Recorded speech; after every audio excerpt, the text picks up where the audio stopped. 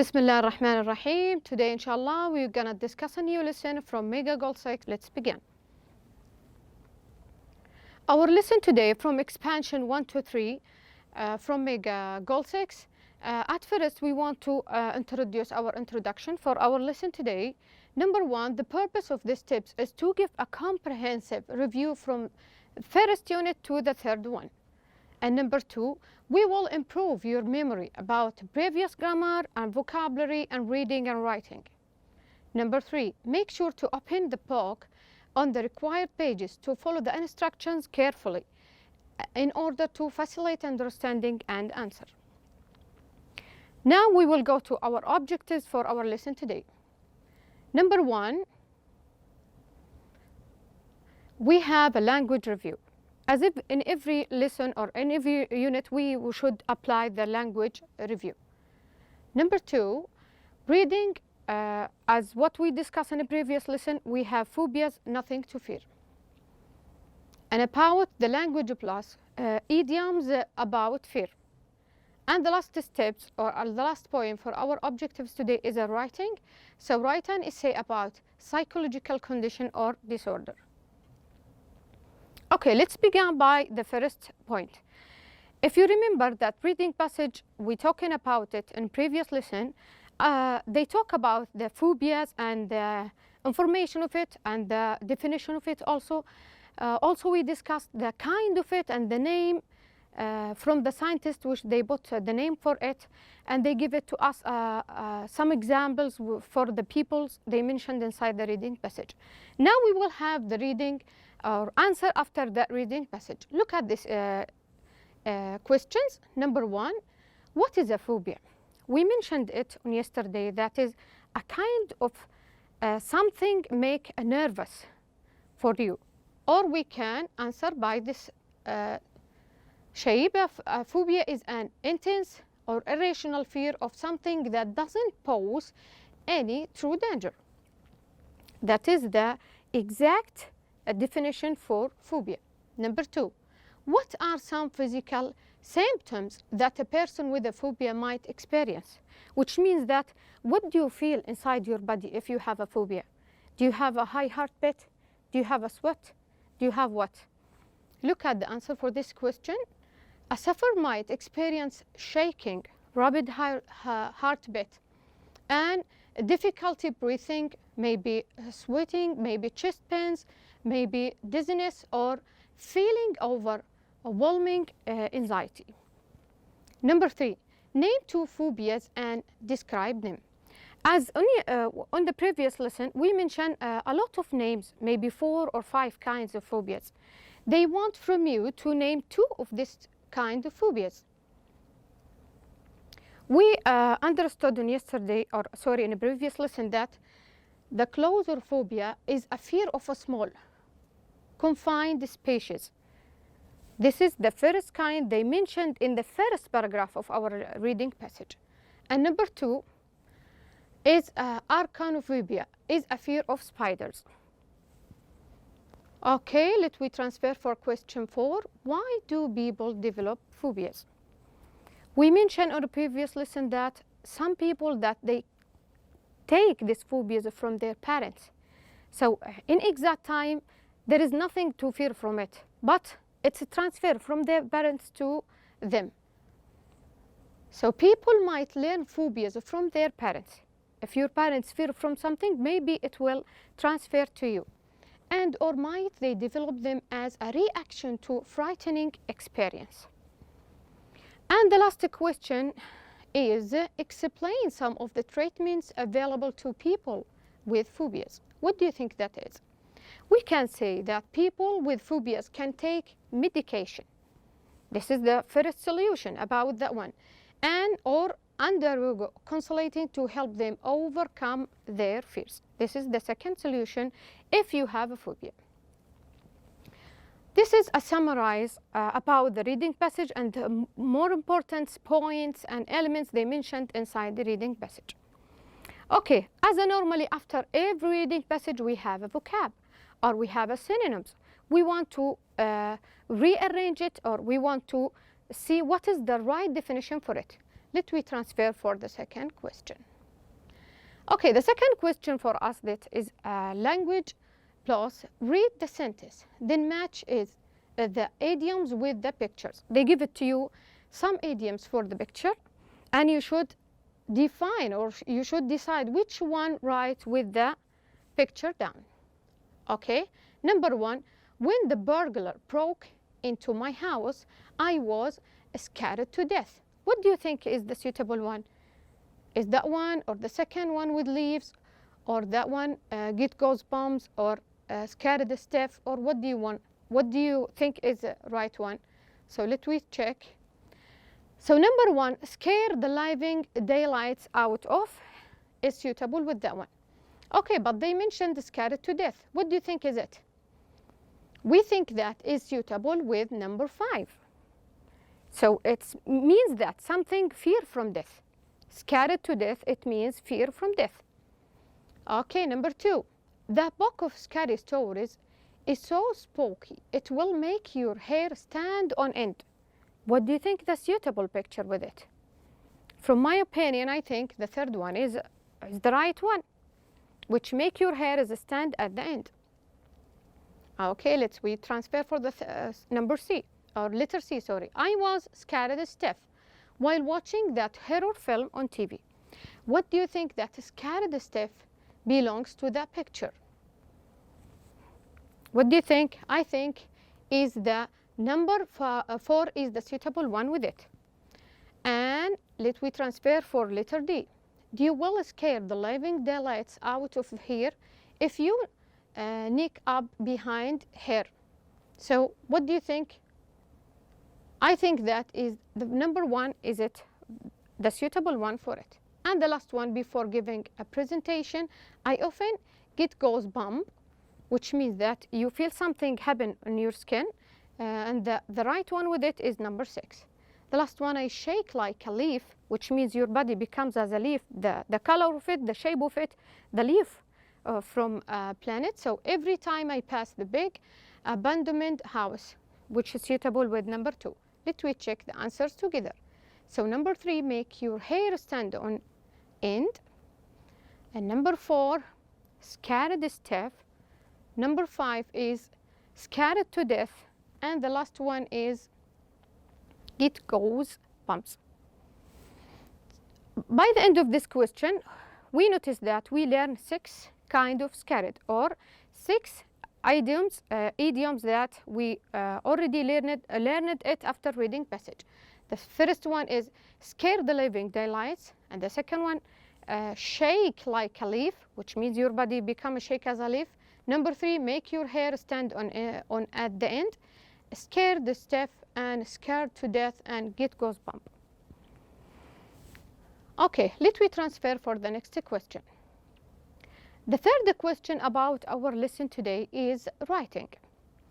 Okay, a sentence fragment is a dependent clause. What they mean by fragment is a dependent clause.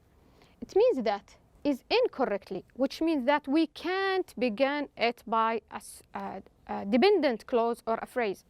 So treat as a complete sentence. Incorrect that we can say because he is so intelligent. That is a wrong one. We should fill with a meaningful complete sentence. So if we want to begin that sentence, we can say, I like, for example, I like listening to him because he is, etc. So I can begin our sentence, or I can begin my sentence with reason. So that's what we're calling it fragment. Look at that example down. They told us because he is so intelligent. This is not correct. Sentence fragments can often be fixed by either. How can I fix it that one? We have 2 ways. Number 1, by adding the fragment to an independent clause, or the second one, by removing it, the introductory word from the fragment. They give it to us 2 ways. Number 1, by fixing it. How can I fixing it? By independent clause. I add it to independent clause. Number 2, by removing it into introductory word from the fragment. And they give it an example down. Number 1, correct. I like listening to his lecture because he is so intelligent. So this is the correct one, which means that I join this fragment inside complete phrase or clause. I began by like listening to his lecture because. So this is the cause of, reason of, he is so intelligent. And number 2, correct, he is so intelligent. So by these 2 ways, I can say he is so intelligent without mentioning the reason, or I can put the reason with a complete false statement. I like his literature because, or lecture because, etc. After that, they given an examples or a question. We should fill it, or we should follow the question above it. Correct this state fragment. Number 1, after the news report was over. What do you think? How we can apply that one with this fragment? So after the news report was over. Number 2, if I go shopping. Do you think that's a complete sentence? It doesn't give a meaningful sentence. So how can I complete that one? Number 3, unless the weather is nice. So what happened if the weather not unless, sorry. Because we eat too much fast food. As what we mentioned before, what happened if we eat too much food? So what happened after that, or what happened before it? Let we check together. Number 1, after the news report was over. We can correct it by that way. The news report was over. This is the right way when we want to correct our statements. Number 2, if I go shopping. So what happened? We can say, if I go shopping, comma, I will call you. So we notice that the big difference between these 2 sentences, and the second one is giving a full meaningful for us, or we can understand the meaningful of it. Number 3, unless the weather is nice. So what happened? We can say, unless the weather is nice, comma, we will have to cancel. This is the right way when I want to write a correct sentence. Number 4, because we eat too much fast food. So the right way when I want to write it, we eat too much fast food. So we should omit because, and we will write complete full sentence. So we eat too much fast food. Okay, by the end of this question, I think that we have some techniques. We should follow it when we want to write our sentence or statements. From this question and the previous one and the question from reading passage, we should apply the grammar. So in this unit, we already learned how we using past models, how we make a sentence with the passive models in the past, and what is the situation that we will write our sentence on it. Also how we can using a noun clause, and it have some situations and some expressions we should follow it. And this the last one, how we make a sentence fragment. So how we correct it if we have inside our question. Okay, this is the last step for our lesson, as what I mentioned in our objectives. Okay, writing write an informational essay about psychological condition or disorder. Include grammar points from unit 1, 2, and 3. As what I mentioned now, you should follow that step about grammar, and you should write your essay according to this grammar they mentioned to you in your book. Okay, they give it to you some steps. We should follow it when we want to write our essay. Look at the steps. Number 1, decide what condition you want to write about. So now our object is talking about phobia. So you should decide which phobia or which kind you want to talk about it, or what do you want to write about it. After when you decide what do you want to do, some possible subject, and they give it to you including what? This is a kind of possible subject you can choose from it.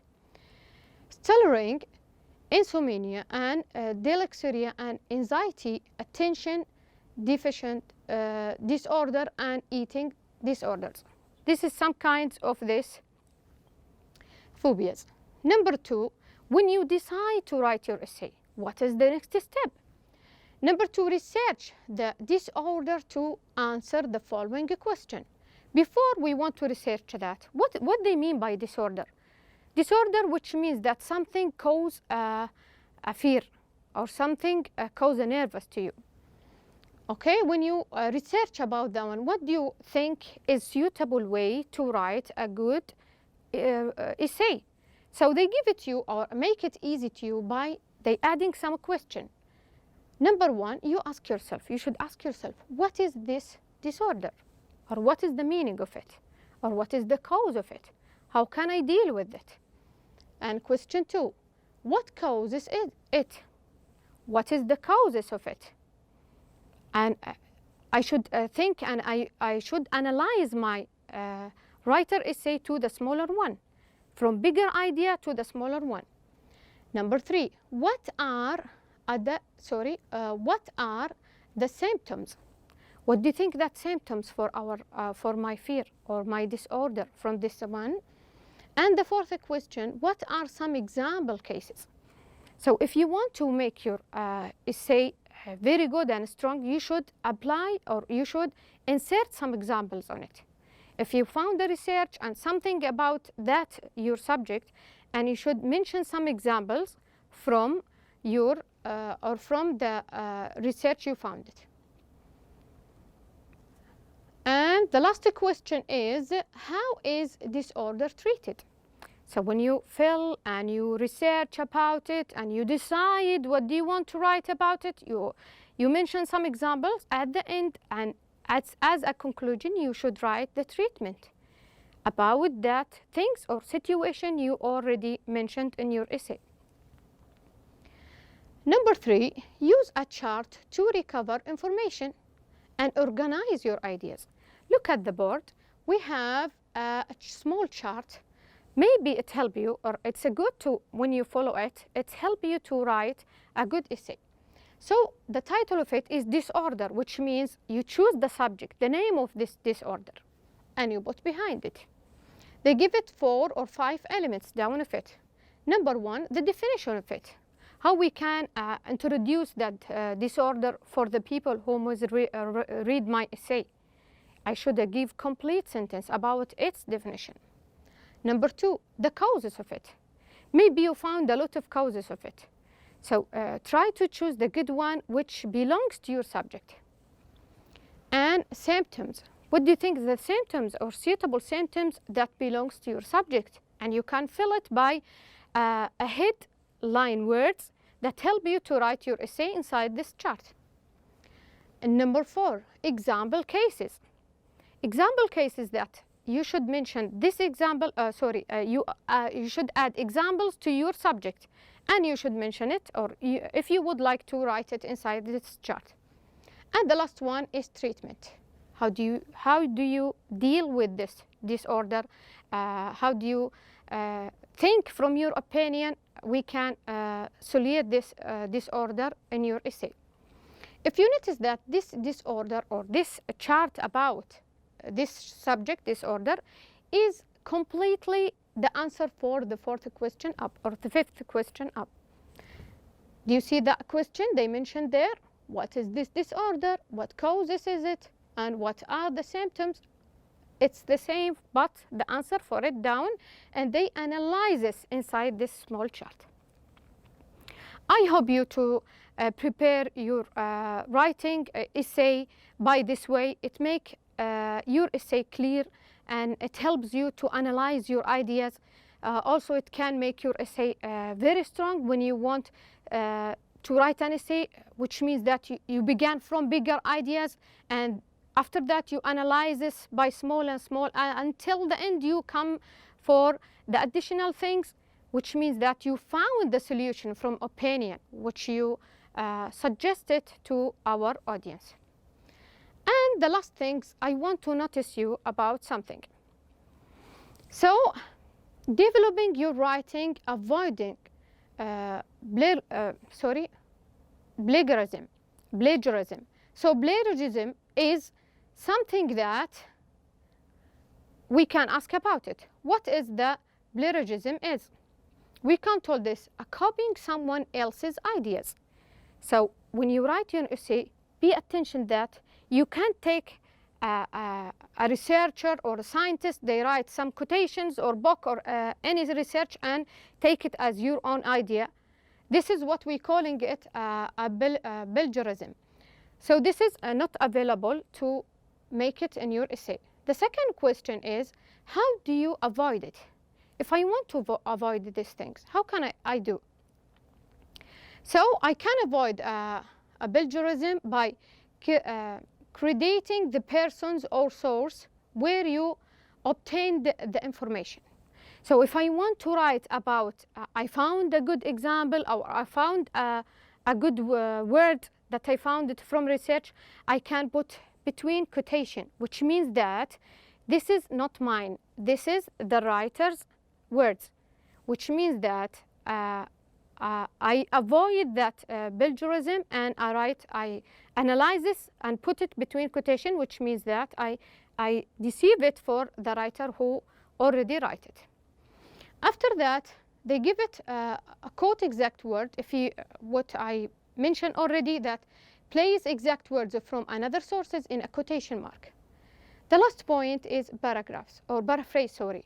Paraphrase, which means that you should summarize your ideas and put these ideas from author sources into your own words. So when you take this meaningful sentences or phrase, you should write by your own ideas, by analyzing it, which we calling it paraphrase it by your ideas. Whether you use exact quotes or paraphrases, be sure to give credit or the original sources after the quote or paraphrase. What is the last step? To include or then include a list of your sources at the end of your essay. When you finish your writing, write your essay or your essay, you should at the end write the sources which you found this quotation and this information, and you applying it or you writing about it from that sources down of your essay. And this is our last point of our lesson today. So as what I mentioned, I want to give a conclusion for our lesson. At first we answer some question after reading passage, then we apply idioms words and what is the meaning of it. After that we apply noun clauses and how we avoid to write the right way by noun clauses, and the last one, how we apply or writing format when we want to write our essay by following these steps. And by the end of this lesson, I would be thanks for everyone whom joined to our class, and thank you.